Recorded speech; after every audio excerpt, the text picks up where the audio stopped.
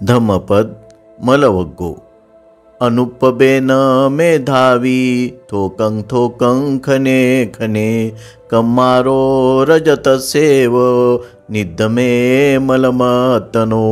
मेधावी पुरुषाने क्रमशः थोडा थोडा क्षणोक्षणी आपला चित्तमल सोनार ज्याप्रमाणे फुंकून फुंकून रुपयाचा मळ म्हणजे त्यातील हिनकस काढून टाकतो त्याप्रमाणे दूर करावा। अर्थकथा।